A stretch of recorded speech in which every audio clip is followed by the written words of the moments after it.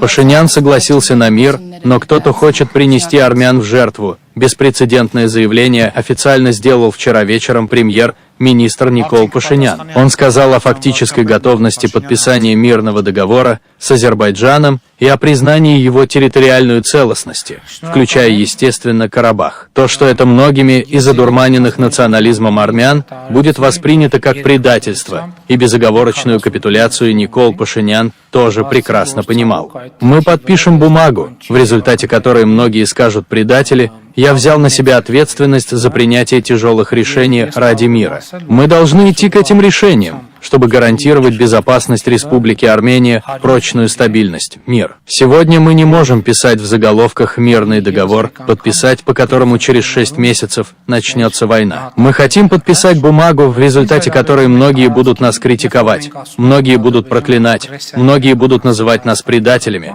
Даже народ может решить снять нас с власти, и мы будем довольны и благодарны, что в итоге о Республике Армения 29 800 квадратных километров станут долговечным мир и безопасность на территории. Я очень ясно говорю, что решение, которое обеспечит это, я говорю очень ясно, я подпишу это решение. И мне все равно, что будет со мной дальше. Мне интересно, что будет с Арменией дальше, заявил Никол Пашинян. Никол Пашинян согласился на мир после того, как окончились полным фиаско его попытки разжечь войну и втянуть Россию как союзника по ОДКБ. Но в ответ ОДКБ направил миссию для оценки ситуации, а президент Российской Федерации Владимир Путин расплывчато заявил о дополнительных практических шагах, направленных на деэскалацию напряженности на границе Азербайджана и Армении. То есть Россия, основательно увязшая в войне в Украине, дала понять, что сейчас воевать за армянские интересы не будет. После того, как стало очевидно, что армянская армия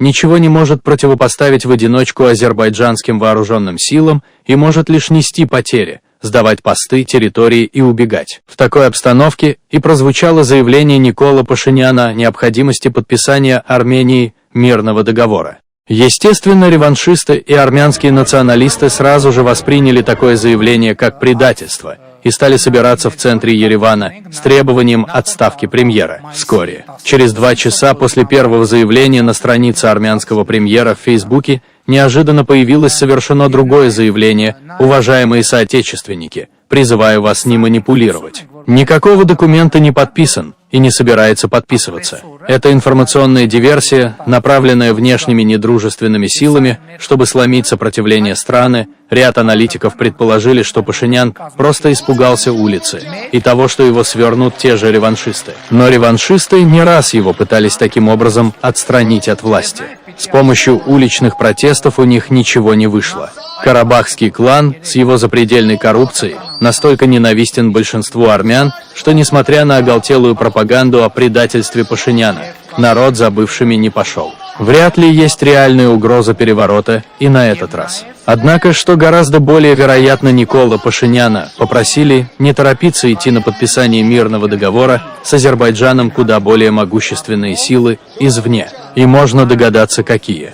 Дело в том, что накануне заявления Никола Пашиняна о мире 13 сентября 2022 года агентство France Press сообщило, что Франция созывает Совет Безопасности ООН для обсуждения обострения ситуации на армяно-азербайджанской границе. Париж в настоящее время председательствует в Совете Безопасности ООН. То есть получалось, что Франция созывает Совбез ООН, чтобы на весь мир заявить об угрозе геноцида армян, а армяне не идут на роль жертвы и подписывают мир с Азербайджаном. К чему их, по факту, подталкивает в последнее время и Россия, заинтересованная в Зангезурском коридоре, и в том, чтобы не отвлекать столь необходимые ей в Украине вооруженные силы, еще и на Южный Кавказ. Получалось, что вся французская игра с Арменией как подставной жертвой агрессии, которой нужно срочно спешить на помощь, ломалась на корню. Для того, чтобы Франция вновь почувствовать себя державой с претензиями, нужны как раз жертвы, которым она приходит на помощь, собирая всевозможные коалиции. На Ближнем Востоке и в бассейне Средиземного моря такая коалиция формируется на глазах